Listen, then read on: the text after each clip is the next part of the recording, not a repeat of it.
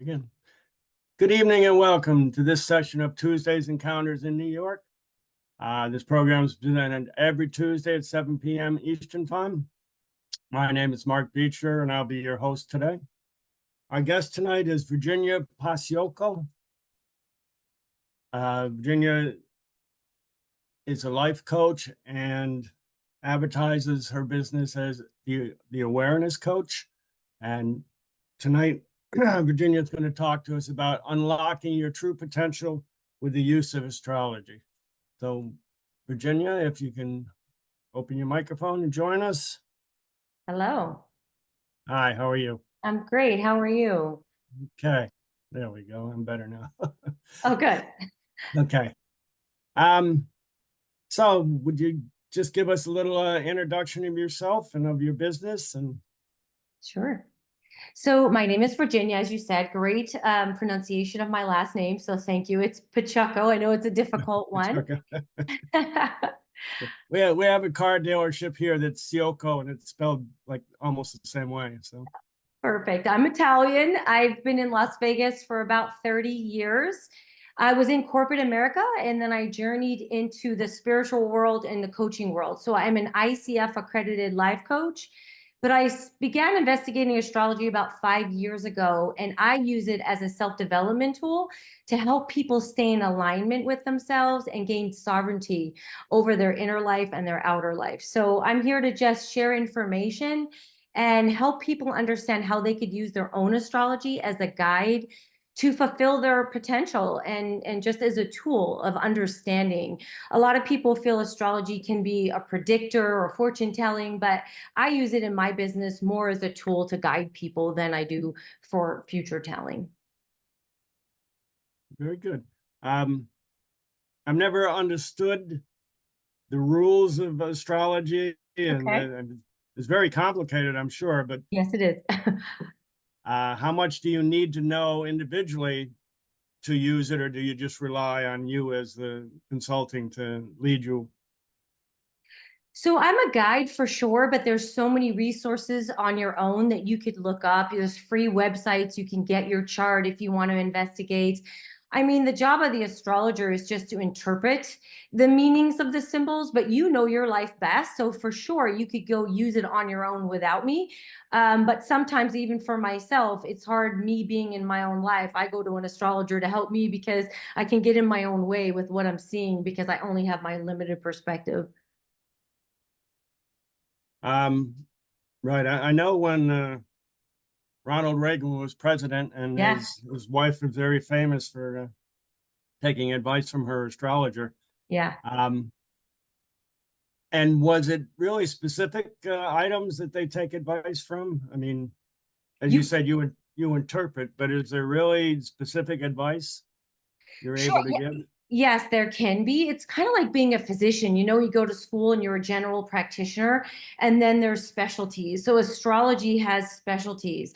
So there is a thing called horary astrology that can literally tell you in detail, like my friend, no joke, helped my sister find her necklace that my mom had with the chart. Now, that's not my specialty, but there are people who do that. I'm sure the Reagans used people who were able to narrow down that kind of timing. And that was one of my questions. Is there a particular segment of our society that you specialize in? Um, Yeah, yes, you could say that I do. Spiritual seekers, people that want to evolve and they want to understand themselves and they want to I would say the spiritual community is definitely my people. People who believe already. I'm not here to convince or beg anyone that astrology works. So if you're already open and you're spiritual and you just want to get to know yourself, find your purpose, know what your gifts are, then that is my lane. um, I'm always a little surprised how astrology has such a lifelong effect Yeah, on each individual. You know, totally. okay, it's based on the time of your birth, It is. basically, Yep. um, and then it follows you the rest of your life. Yes, and it's also based on longitude and latitude, actually. So where you're born matters, the date, time matters. And it's in my presentation, I will answer that question fully. It is a life blueprint, but it's not static. It changes. I mean, because the planets kept moving after you took your first breath. So it didn't just stop when we're born, right? We want to be special, Right. but it kept going. So there is that gets added to it, but it is a blueprint. Okay, it's okay. Besides affecting us individually, Yes. can it have effect on overall culture? Yes.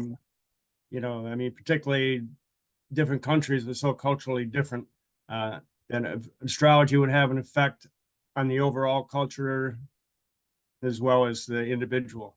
Well, sure. And they have what's called mundane astrology. They cover politics, they cover countries. Like our country has its own birth chart on the day of the independence. So, you know, that's mundane astrology. Then there's individual astrology. And sure, wherever you're born, you know, and anybody born, so there's considered outer planets and inner planets. And the outer planets would dictate a culture or society or a shift in society. Like Pluto, for example, just moved into Aquarius after 20 years. So now culture will shift. Well, that's the part that most of us don't understand is Sure, how they tune out, right? Like then it's like, oh, what happened? the planets are moving. And I brought some pictures and stuff to help like maybe give some visuals around that. But to answer your question, yes, it can affect society and cultures. Okay. So I guess if you'd like to just step up to your presentation and Sure. we're And willing to listen. And I'm happy to take questions, you know, in the middle or whatever needs to happen, because I know astrology is complicated. So I'm going to try to make this as simple and useful as possible, so that not to get deer in the headlight effect with all the craziness that astrology can bring. So, like as you said, unlocking your true potential, that's the point of my presentation. And my intention and hope is to help people understand that they're more than their sun sign. Most people understand, oh, I'm a Gemini, but the chart offers so much more than that. And like I said, it is a cosmic blueprint, right? So if you've never seen an astrology chart, this is the chart for today, 3:52 p.m. And the blueprint says this is for the rest of your life, but how do you step into it? So ultimately it's a guide for you. And just a side note for people who don't understand symbols but they're good at visuals, there's something called Sabian symbols, and you can see right here how this is 14 degrees. This would be the symbol for that. So if you can't interpret, there are pictures that can help you. So if you were to look at that picture, you could understand your sun sign just by looking at the picture. Two Dutch children talking. And you can create your meaning from that if you're not an astrologer and you want to simplify it. That's just, and I put a website down there that people could go to if they wanted to investigate Sabian symbols. But the point of this slide is it is a roadmap for your life. It is a cosmic blueprint. But we're going to start right now with the sun. So when people say, what is your sun sign? They know that you were born on a certain day. And I have a little arrow here in this chart. This circle and the dot is the symbol for the sun. It is in the sign of Gemini. So that's what says, I'm a sun in Gemini. However, we can't just limit someone to that one little sliver of this whole picture. We need to understand that we all have unique full dynamics more than just our sun sign. Does that make sense? Okay, yeah. Okay, so what does the sun bring to you in your chart? Your core identity, your ego, and your life purpose. So that's what the sun is telling you. And it's also saying, what gives me vitality? What gives me energy? If I'm fully using my essence, what is that? Sun in Gemini would say this person needs to communicate. They need to talk. They need to be a talk show host. If your sun's in Gemini, I imagine, Mark, you have Gemini somewhere in your chart to be a speaker, a presenter, a sharer of information. Somewhere in your chart, if not your sun sign, Gemini's hanging out. Okay. Does that make sense? Yeah, that makes sense. Mostly I'm here because Ernie recruited me. So Oh, he recruited you. Okay, so you don't know it, but I would love to do your chart and investigate that, because I can assure you that, you know, if you're doing anything in communication, broadcasting, Gemini is around, because those are key words for that sign. But for the practical takeaway, knowing your sun sign helps you understand what keeps you vital, what keeps you having energy, and keeps you off of feeling sad, depressed, and down. Feed your sun what it wants. And if it's in the sign Gemini, feed it communication. So that's important. Okay. So you could absolutely tell somebody, you know, you're just going in the wrong direction. You're doing the wrong thing, and it's really suppressing you as a person. You know, that's a deep question. Yes, you could do that because we have our conditioning, right? We grew up in our household. Your son is in this sign, but your parents is another sign, and they want to imprint out of just lovingness something onto you that may not even fit with you, but you grew up in that environment and you could be out of alignment. So the purpose of astrology for me is to help you get back in alignment, regardless of your childhood conditioning. You could use past life regression for that. There's many tools. This is the tool that I choose to help you uncover where your vitality is and how maybe you got off track. Okay, I mean, that's very interesting um, Ponder. to say that, you know, that's something that's really concrete that could help you say, okay, what direction would I, you know, want to make a decision to move my life to? Correct. Yeah, what would be in alignment with the energy that makes my ego, my core identity feel satisfied? And I know, yeah, the talk, I don't want to make it too long, so I'm going to move on to the next planet, but we'll make this all cohesive. So the Okay. next important planet, which is what the talk's about, the sun, the moon, and the rising, if you can see this little arrow, is the moon sign. So we just previously spoke that the sun was your identity and your ego, but the moon is your emotional compass. So if you only know someone's sun sign, you could be missing the boat on how to communicate with them because their subconscious and their inner self has a different guidance system. This moon's in Taurus today. That would be, you know, what a Taurus needs is safety and security versus a Gemini needs to talk. So Taurus moon would need comfort. So getting to know the people we're around is also another tool of astrology. How do I be in relationship with other people that are different than me? That's a practical use. If I highly recommend, if you don't know your person, your friends, your mom's moon sign, get to know it because it will let you know what emotionally that person needs. And maybe you're giving them what you emotionally need, but they have a separate need. Emotions we're talking about, not ego, Right. not vitality. We're talking about inner life. So you can see like some people it's the same, some people it's different. This particular chart, which is just transit for today, this isn't a person, but their sun and their moon have different needs. So what their ego needs and what their emotion needs, two different things. But we have to learn how to make this cohesive if we Right. want to be happy. So that's the trick. That's where I can coach people or people can get coaching or investigate for themselves. How do I integrate my moon needs and my identity needs, my inner self and my personality, for lack of a better word? How does that, do you have any questions? Um, Lots well, probably right away, we're a lot more in depth than I was than you were expecting. than I was expecting. Yes. And that's what people don't understand about astrology. Right. You know, it's for lack of a better description, it was always listed as junk science, right? Sure. So, um, and you know, possibly maybe in some of the Asian cultures and things, it's more prominent than in the Western culture. Or India. Yeah, and you know, we don't necessarily pay attention to it other than, as you said, other than relationships. You know, it's like Sure. the two sun signs are incompatible or Right. compatible, that type of thing. So. You know, that's a marketing thing because they had to generalize it because they made a column in the newspaper. And how can you be specific like this in the column of the newspaper so people just think that's all it is? But it is so much more. And when you look into it, it's a fact. And if you're bored and retired and you have nothing to do, go learn astrology. You'll never be bored again because it's so, there's just so much to understand. Um, well, how much preparation does a client need to do to uh, present to you to create a chart? All they have to do is give me those 3 requirements. They have to give me their birth date, month, date, and year.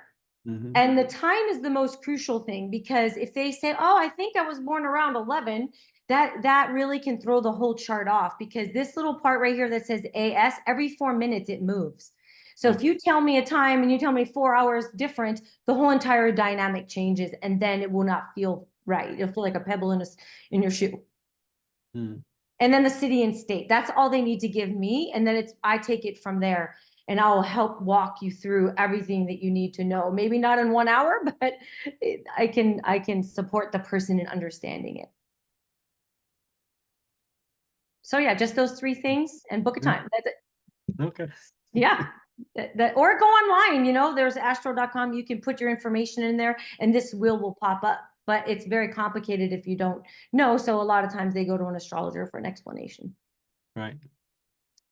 Oh, absolutely. This Yeah. take a lot of years of studying to actually understand Yes. this chart. I've been studying for 5 and I'm a baby. There are people that have been doing this for 40, 50 years that are still learning and understanding. Right. For sure. So the next important piece that I created a slide about is the rising sign. And if you can remember just that, your sun, your moon, and your rising, that's very important. And for those people who like to go on the internet and Google what's my horoscope, almost all the internet horoscopes are based on this rising sign, not the sun sign, in order to make it, uniform for people. So learn your rising sign. So when you're looking in the horoscope or you're looking online on YouTube, it will be more accurate for you. And the rising sign is your outer persona. It's the person you show up on a date with, person you show up at the office to. It's how others perceive you. And it's also the you that you're growing into. So, funny practical use of this too. If you're single and you're dating, you meet the rising sign on a date. You don't truly meet their personality, characteristic, or their emotions. You meet this person. So if you wonder why, wow, the first date was great and they showed up and this is how they were, and then you got to know them, and that was just the doorway into getting to know the person. Now all of a sudden they quickly changed, because the front door, you can't stay there. You have to be your sun sign. So knowing someone's rising sign is a crucial part of astrology, so that you can understand how you are perceived by the people that you meet. Okay. Does that sound That, digestible? that's a new element that I didn't ever know about. So Yeah, and a lot of people will ask you, oh, so what are your top 3? And they're talking about your sun in Gemini, your moon in Cancer, and your rising sign. This one is in Virgo. So for example, do you have a question? well, it just struck me, how mostly in media, it's like somebody meets somebody and they'd say immediately, "I know you're a Capricorn." Is that truly an element that you see? Sure. I mean, that could be an element, because someone's sun sign could be in Capricorn and their rising sign. That says you are who you are on the inside and on the outside, but not everybody has that. So they could be displaying those traits because the chart itself is dominant, because you can see there's lots of signs here. But if someone has, like, this chart has a lot of Gemini, all 4 of these planets are in Gemini, that means that person would display a lot of those characteristics. So that's, but the ones that are hard to choose, it's because they're a little bit more multifaceted in their signs. So you could do that, but I don't like to even guess like that as an astrologer, because I would never want to put someone in one bucket, because we're so much more than just, oh, you're a Capricorn. So I don't choose to use that myself. Are there like seasonal signs and grouped together like quarterly throughout the year? I mean, summer signs are different than winter signs, or Sure, that is a part of astrology. There's 4. So there's the summer, winter, spring, fall, and there's 3 signs grouped in each one of those categories. Like summer is Cancer and Leo, and Gemini. So that's the summertime. Capricorn, Sag, Aquarius, that's the wintertime. So yes, that's another layer of understanding about a person, is that what season are they born in? I don't know if you're familiar with the moon. You know how the moon has a full moon and then a new moon? Right. You can tell a lot about a person by what phase the moon was in. So it will be as complicated as you like. So for this talk, I left it at sun, moon, and rising because it can get very heady. But like that's how much you can get to know about yourself. That's the beauty of astrology and looking past you're more than your sun sign. Are you confused yet? Now I can see that we're more than the sun sign. So Yeah, it's pretty complicated. I'm going to move to the next. So integrating all three, right? How do we do that? If you can learn to harmonize your ego, your emotional life, and your outer persona, that will help you act in alignment with yourself to make decisions that are more true for you and to allow you to live an authentic, purposeful life. So how do I harmonize is the question. And the deeper question is, what if I have three that are all completely different? This is easy to do when you have three signs that get along, but what if your top three are polar opposite from each other? Then your work in self-development is a little harder because you have to learn how to harmonize three things that don't exactly get along. Does that make that, sense? well, I was just thinking of the difficulty. Yeah, it's And I think most of us would be in big trouble. We're not really harmonizing. Uh, is it innate? I mean, it's sort of an innate thing where over time, we learn to harmonize without specifically saying, okay, I know a chart is this and that. But I mean, just somehow innately we uh, integrate these things and reach some harmony. I think there's potential for that. I think it takes consciousness, awareness, and intuitively knowing yourself in order to harmonize those things. And then my key phrase for the whole year is radical acceptance. Radically accepting yourself as, let's say you're, an Aquarius type who internally loves to be alone, but your rising sign loves being in relationships. So how do you find balance between alone time and being with others? Can you innately harmonize that? I don't know. Most of the time we have to get bumps along the road to find out the hard way, how to do that.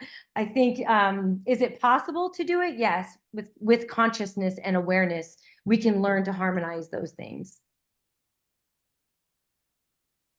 I mean, experience, maturing. Right.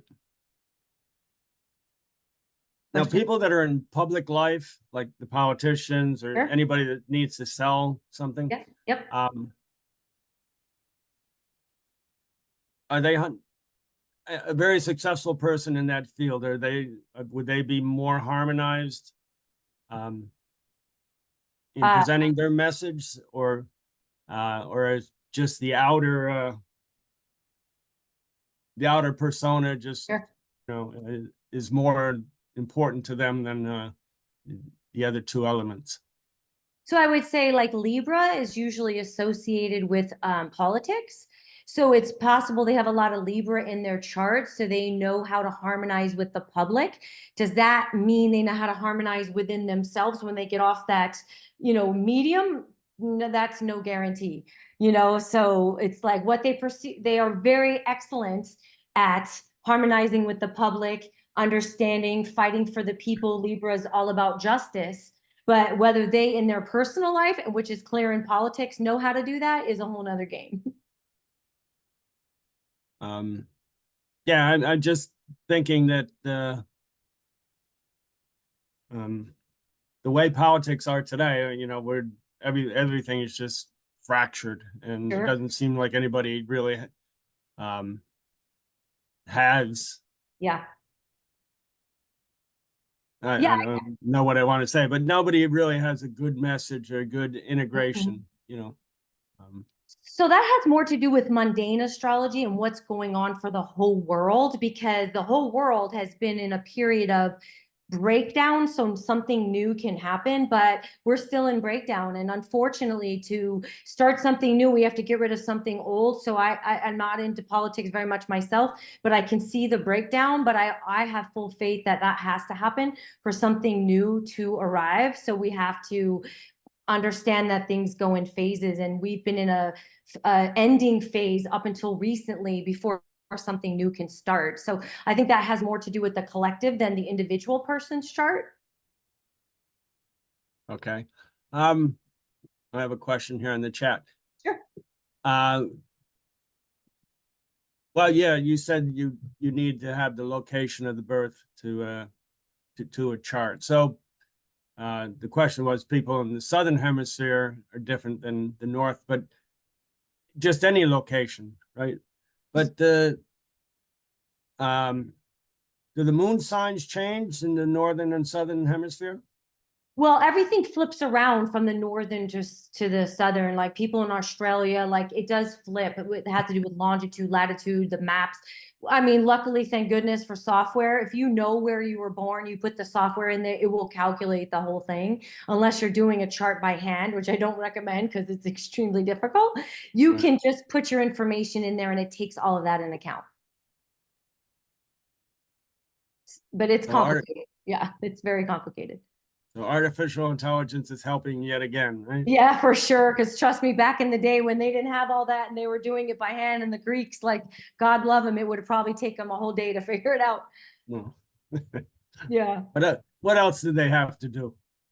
Yeah, what else did they looked at the stars all day? That's what they did, and they saw and watched the planets, moving around in the sky. And it's really much more mathematical and pattern oriented than people understand. Like this, if you go to an astrology conference, there's so many attorneys, lawyers, brilliant people, because this is very cerebral more than it is woo-woo.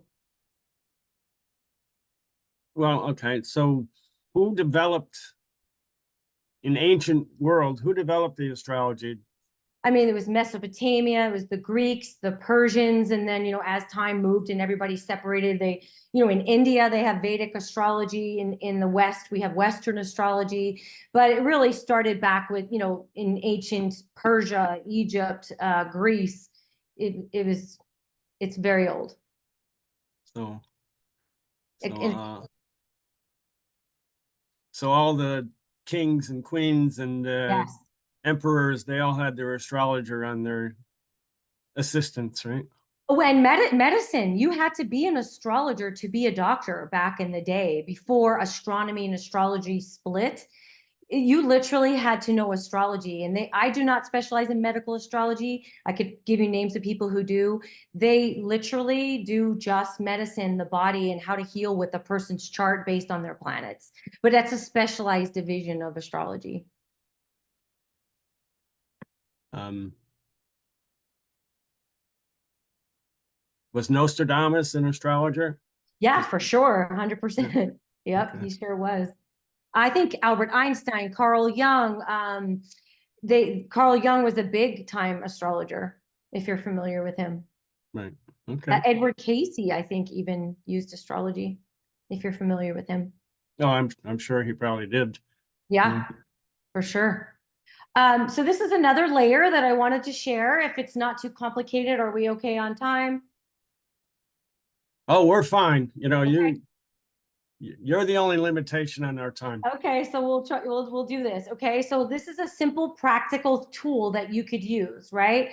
The planet, let's say the sun, is what is happening. What is happening? The sun, my ego, my identity. How is it happening? The sign, Gemini, that's the adjective. Where is that happening is these 12 houses. So this particular example, the sun in the ninth, says this person gets vitality from ninth house activities, divination, studying, taking long trips, higher education. So knowing what house your sun sign is, another clue of how to keep your sun happy, vitalized. So let's say someone who has a sun in the 10th and they need to be a public figure and they take a job in the warehouse in the back room as an accountant. Their sun is not going to be happy because it wants to be recognized on a public stage. How did you end up in the back room of a warehouse? Maybe that's where your dad worked and you followed his trail, but that was not that wasn't your soul's intention. And your soul will scream at you until you get out of the back room and you get into a public image because that's what your sun needs. So understanding in what area of life that your sun falls is another way to feed your sun sign, which is basically your vitality. It's how you embrace and express yourself. So, I can quickly go. The first house is about image. The second house is about money. The third house is communication. The fourth is family. Fifth is creativity. Sixth is health. Seventh is marriage, relationship. Eight is debt, taxes. Ninth is studying, guru. 10th is probably politicians. It's how you appear in the public. 11th house is group activity. Do you like working with networks? 12th house is religion, monks, spiritualists. They're hanging out in the 12th. So go find out where your sun sign is so you can feed it what it needs to fully express itself.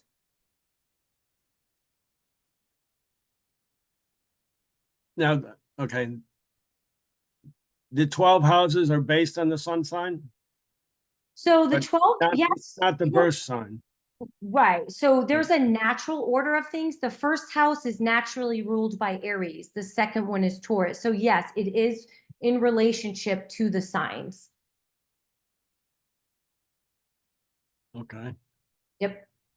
And so it's about blending and integrating. That's where the confusion comes in, right? So to keep it simple, yes, the first house is ruled by Aries, but it has to do with your appearance, your identity. So if someone has a sun sign in the first, they want to look good, they want to be pretty, they want the world to know them as being pretty. How they look on the outside is very important to them. They get a mate who doesn't really care about that and doesn't give them compliments, this person's going to be unhappy. Now the current the current environment, Yep. a few weeks ago we had, I guess, a large amount of solar flares. Yes. Mm-hmm. Did that change things for you, or I think that it's didn't really have it? it can, yes, it can. But as far as astrology goes, it's all about energy, and the solar flares, I think, affect us all on an energetic level. And but then how does it affect you individually? It gets filtered through your chart. So yes, it affects us. It affects us all differently based on your chart. Um, Have I converted you yet, Mark, into an astrology lover? I have to, I'm working on uh, it. well, see, basically almost every week we have a new topic, and at the end of the topic, we're convinced that we want to go and do that immediately. Um, Sure. I'm just piquing interest. That's my only uh, intention. Pique interest. absolutely, absolutely. I mean, I'm gonna have to look. I don't know if locally we have anybody that's You in the do. business of doing astrology. Oh my Uh, gosh, you do. And I'll send you to I'm, her, but she's very uh, expensive in New York. I'm yeah, telling you that. Her name is Ann Ortley. Look her up. yeah. Oh, I never go in the city. Okay. Yeah. She charges Manhattan prices. Let me just tell Yeah, you that. yeah. Um, well, and that was it. Another question, if somebody contacts you to get a chart, Sure. how long does it take you to do a chart? So, Just it takes me a couple of hours to review. The computer does the chart. That's not the hard part. Learning about the person and interpreting to them in a way that's practical for them. On the back end, it takes me I try to take around 2 hours before the call. And then the call that itself with the client is 1 hour long for me to explain my findings, right? Because everybody's chart's unique. So I can't just show up and it's just unique to them. So that's part of the pricing for people who charge a lot. They do spend time, a couple of hours preparing for you, and then an hour with you. So that's just something to keep in mind. And I work via Zoom, so I have clients all over the place. So you don't have to be in New York to get your chart done. You can do it via Zoom. right. um,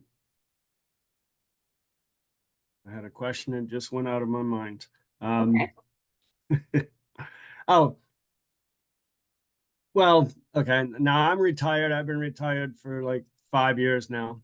Uh-huh. So I'm in a whole different phase of my life. Sure. Um, so I'm essentially probably not out trying to develop a new career path.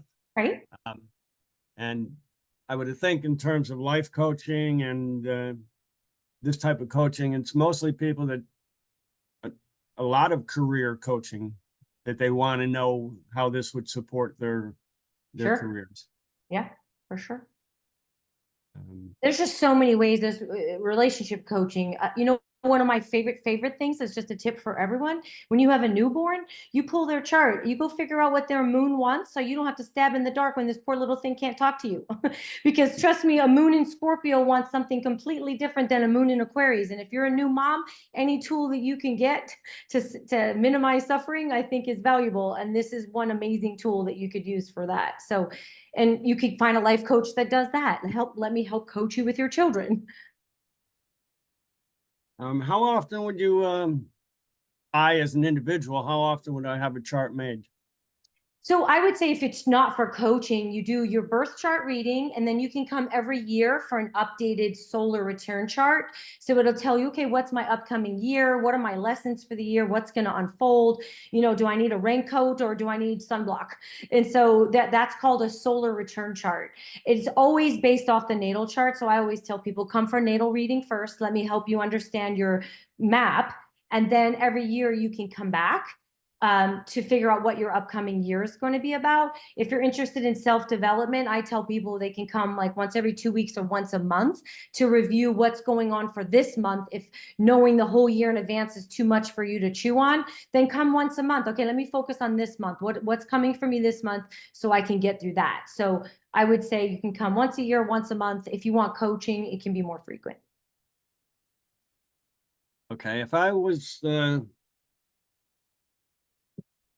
say, I want your advice, I'm thinking of starting a business, I Mm-hmm. want to start an insurance business or just any business. Sure. And my chart may indicate that it's really would not be in my best interest, or would not be in my interests. The chart would sort of forebode to say yes or no. It would forebode, is the climate correct? Is the time correct? If you're in an ending phase, you don't want to start a new business. You want to wait till you're in a new phase. So you can look, and it's not saying don't open the business. It's saying when's the optimal time to open the business. And then there's is insurance for me? That's one question. But if I got my heart set on it, that's what I'm doing. You can absolutely look at your chart and go, this is a good time. This is not a good time. Like, for example, this talk, I pulled the chart before the talk to see if this was like an abundant time for me, or was I going to have difficulty. And the whole chart was Gemini. I was like, okay, I'm good, because this is the perfect time for me, because it's all about communication and sharing information. So I was prepared, whether it was going to be difficult or easy, just based on the chart for this time. Very good. Yep. I was unprepared for this level of That's um, okay. specificity in astrology. I love Um, your questions. They're perfect because you are someone who knows nothing. So you can then ask the questions a natural person would ask, because most people don't understand. So you're just doing your audiences a favor by asking the things they want to ask, because they don't know either. okay. Um, I can you move. still okay? Go I ahead. was going to Yep. say you're still using the chart. Yes. Um, okay. So this is one other aspect. So if you want to talk about unlocking your true potential, your North Node, which is this little thing right here that looks like a horseshoe, that tells you what your soul's purpose is. My soul came in to do what? This soul came in, Aries, to learn about being independent, to learn to be courageous, bold, lead the way, and start new stuff. And then the house it's in would be like, what kind of stuff? It could be, that house is accounting, but the North Node is not what you're good at. Oops, I went ahead too fast. Sorry. The North Node is your growth lessons. And then very opposite of it, because they come together as a pair, North Node, South Node. The South Node is your past. This is what I brought into this life as a toolbox. And this is the place I'm going that I'm not good at yet, but I want to learn. So this is certainly good for people in their 20s, 30s. Okay, what's the lesson? Where am I going? If we're older and we haven't figured it out yet, we can say, okay, I learned that lesson. How do I expand and grow from that? So the North and the South Node are very big components in unlocking your potential, because it really is your soul's intention. Um, other than, as you said, a new mom, Yep. having a relationship with their child, um, how old would a person normally be to really benefit from a chart? I wouldn't see somebody be any like 18 if it's the child itself, unless the mom was with me. And there's definitely I am personally very sensitive to that, because we don't want to imprint an idea that isn't optimal, right? And we're impressionable when we're younger. So I like 18 or older, or the mom has to be present so that we can have an open-ended conversation that doesn't plant any seeds either way, because we don't want to influence. Because what I Okay. say and what people perceive are two different things. You know what I'm saying? Because I can say one thing and I say to someone, repeat back to me what you heard, and they heard something totally different. Right. No, I understand. But in terms of education, I'm always sort of like uh, some of these spiritual pathways and things with, kids, as you said, teenagers who are out there just Yeah, floating around and they have no direction. And I often wonder if we should not be giving them some direction at an earlier age. And I would agree with you 100%. because we have several modalities that we've gone through here locally, and a lot of them would be useful to Absolutely. a teenager that sort of doesn't know which direction they want to go in. Absolutely. And you'd want to empower them to know their gifts. And so how they could feed what's natural for them and not have to push a rock uphill. So I totally agree. I'm sure there are plenty 16-year-olds Googling this stuff all day, you know? Right. Yeah. As a business, I'm just cautious. I make people sign consent forms, things like that, because I don't want to be responsible. I have to be very cautious and careful in the wording, because we don't know the mind frame of the client. But yes, answer is yes. This is an amazing tool. Any questions about the nodes? uh no, I think the explanation was there. I mean, the questions are about the interpretations, right? Sure, actually, and I don't have your chart, but I would interpret this North node in Aries as someone who's breaking free. See, because the South node's in Libra, so this person potentially could come in with people-pleasing habits, could be codependent in relationships. They could be so needy to have another that their soul wants them to learn to break free from that and have an interdependent relationship, learning how to step into their own independent self and still be in a relationship without getting swallowed up by another. That's an example. Does that help? Yeah. What should we be reading just to get more informed on the topic? I like astroking.com. Astrodeets.com is really good. There on YouTube, there's lots of people. I can tell you, Stormy Grace is amazing. Astrolata is another one. Just start poking around and just going on YouTube. That's a huge resource. And then just, like I said, Astro King's one of my favorite websites. There's applications you can download on your phone. Astro Matrix, I love that one. That's this one, Astro Matrix. They do astrology and tarot. They kind of can combine the both. And all you have to do is put your information in with the prompts, and it'll bring up the chart, the definition, everything. Knowing what to do with that information is where the coach comes in. You can find this anywhere. Right. And but interpreting it is, like you said, is the hardest part. Practical applications, we've been talking about that. How do you use astrology in your relationships, self-development, career choices, life purpose? I think relationships is key. If you learn your person, you then can have fun with it. When they do something, as a practical example, I was moving some furniture with my boyfriend who has a Libra moon, who it's introverted. And I'm like, I'm going to drop the table. And he's a little slower because his Mercury is in retrograde.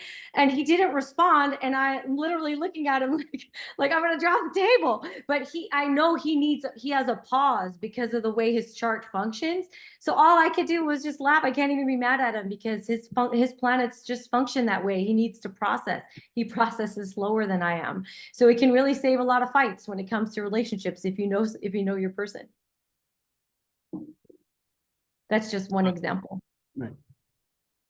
Can somebody become too dependent on Yes, their chart or on their everyday reading? There's like, I'm not going to leave the house today because, you know, I the do believe chart that is true. says, the Mhm. chart says stay home.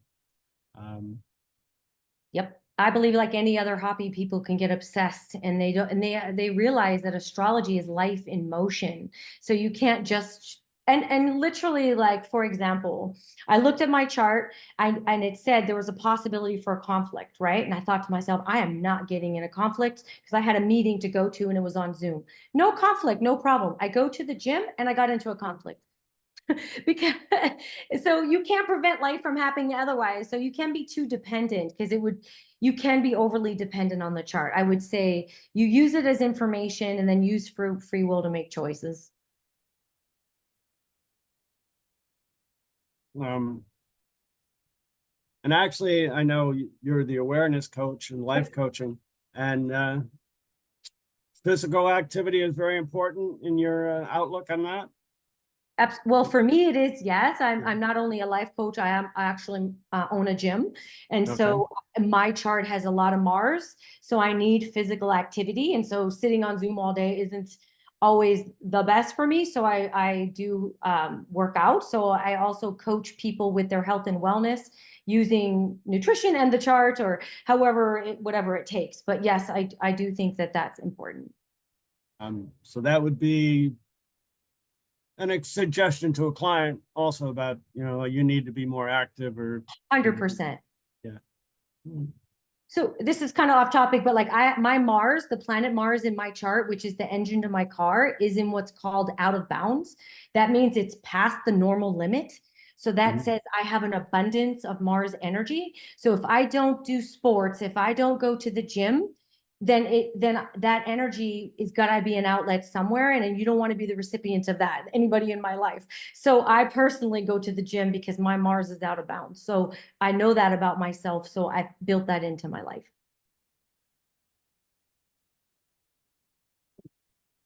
Um, how many hours a day Do I do you go to go the to gym the or do people? I go to the gym for an hour a day.